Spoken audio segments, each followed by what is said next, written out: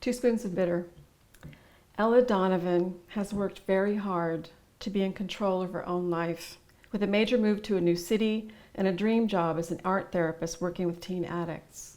Little does she know, a fateful phone call is about to drag her down a rabbit hole of unfinished business and family secrets. Ella? This you, Ella? Huh, sorry, Ella mumbled into the phone. Her clock read 5:15 a.m. Been through hail and high water trying to reach you. Don't you return your messages? Annie Mary Jane? What's wrong? Thought you was coming for a visit. Yeah, but we're short on counselors. No excuses. Your grandma's getting worse. Ella? Ella, say something. Is she in pain? That a joke or something? Listen here, kiddo. The cancer won. Gotta let her go. Let her go? Gotta let her die. Let her die? Time to grow up, Ella. You need to come home now. You gotta both say your goodbyes. Now, no, I just got my job. I just moved into my own place. I'm still unpacking. No backtalk. She's your blood. She's your grandmother. Time to forgive and forget. Me saying goodbye is not going to change the past or fix anything between us. She's family. Damn it, Ella. I'm happy now. I don't want to dredge all this up. Shame, shame, shame on you, Ella Donovan, with all your psychology learning and the work you do. Can't see the forest for the trees. It's a done deal. Talk to your boss, Lou, what's her name? Anyway, stop over to her office before you leave. Your grandma's in Blackbird City, Four Seasons Hospice. Ella loaded her suitcase reluctantly into the car. The heavy scent of blooming magnolias hung thickly in the air. She sat for a minute at the end of her driveway, trying to hang on to the picture. It had just rained, and little rays of sunlight glistened through the canopy of old oaks that sheltered her quiet, Victorian-style neighborhood. A woman walked her dog along the cobblestone street. A variety of ducks bobbed on the wide, lazy river nearby. Across the river, edges of the city skyline were lightly embossed into the foggy brume. Tomorrow she would be in Minnesota. If it hadn't already started snowing, the entire countryside would be a dull, flat monochrome of browns and grays. 2 teaspoons of bitter for every teaspoon of sweet. Just like Mary Jane always said to her when she was growing up, like it was fate or a curse or something she carried in her blood. One minute life could be waxing along as sweet as the cherry limeades that Ty had left on her desk every day for weeks, trying to win her attention. And the next, kiss the wrong guy or get a phone call at the crack of dawn, and it could all turn bitter. Like having to grow up with Grandma, her Old Crow whiskey and all her demons, and that mean little trailer on the other side of the railroad tracks. Like her mother and father dying in a car accident. 2 teaspoons of bitter for every teaspoon of sweet. It's the way it is. Just accept it. She arrived at work, hurrying through the lobby to Miss Lou's office. She numbly responded to staff members offering condolences for her dying grandmother. If corporations could ever get in control of Southern word of mouth, they'd save millions in advertising. And good morning to you, Miss Donovan, Miss Lou said, furiously rubbing at the pink frosted nails with the cotton ball. Sorry. Good morning, Miss Lou.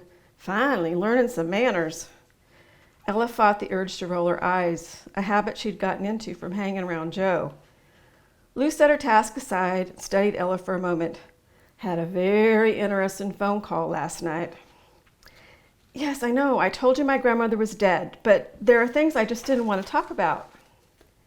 Want to talk about them now? Rather not. Very well. You have not been employed long enough to earn family leave time, but I requested it anyway. It was approved. Sign this form. She handed Ella some papers. I'm not going, Lou. I can't just leave my clients. Lou leaned back in her chair and narrowed her eyes. What's your mama's name? Mama? Your grandmama. What's her name? Monty. Unusual name. It's a nickname. I don't know. Means Montana, where she was born. Montana. Don't know her Christian name? Yes, I do. And why? Well, of course, I want to add her to the prayer chain at church. Lila Piercy. And how you spell that? Ella spelled it out as Lou copied it onto a pad. She saved. Sorry? I'll take that as a no. Catholic as far as I know. Why? Catholic. You Catholic too? Lou, I can't do this right now. Of course, but maybe when you return, you'll join us downtown. We have a very nice Sunday brunch and some very nice men in the singles club, now that you and Mr. Riley. Geez, does everybody know? Yes, sugar, everybody knows, and you're not the first nor the last notch on his bedpost. She smiled. Bless your heart. Nothing broken. Just a few feathers ruffled, I trust. Ella tried to shrug off the hot flush of shame. You do know he's engaged to. I am not going to Minnesota, Ella interrupted and stood up to leave. Ms. Donovan, sit down. Ella sat. Whatever inspired you to bold-faced lie to me about your mamaw is really none of my concern, but lie you did, and that tells me there's a lot of unfinished business back home. I've seen this time and time again, and I don't want you crying in my office in 6 months and needing time off or a bed in rehab or threatening suicide because you didn't deal with your mamaw. Go, say goodbye, forgive, and you'll be forgiven in Jesus Christ's name. Now sign this and get out of here. Ella signed the form, her hand shaking. And one more thing. What's that? Mr. Michael James Mahoney is not available as a notch on your bedpost. Ella looked at her incredulously. That's all, Miss Donovan? Ella floated across campus, fuming inside.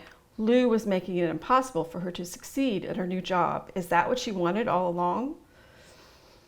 As she passed by the Genesis exercise yard, a client in his bright blue jumpsuit bounced and pitched a basketball into the hoop. It was Algernon. She stopped to watch, wondering if her leaving might instigate him to go AWOL again. He saw her and walked up to the fence. Yo, Buffy, what's up? Out trying to save the world?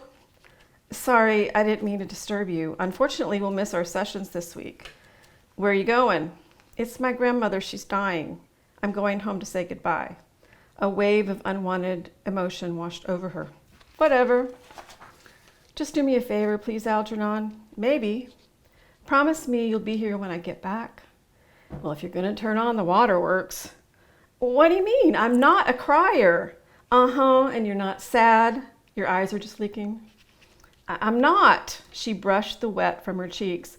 Yeah, Begs the question, though, doesn't it? Why am I on this side of the fence when you need to get fixed worse than me? See you when I get back. Ain't going nowhere. Be careful up there around all them white people. He ran to a far corner of the court, aimed and shot the ball towards the hoop. It dropped through effortlessly.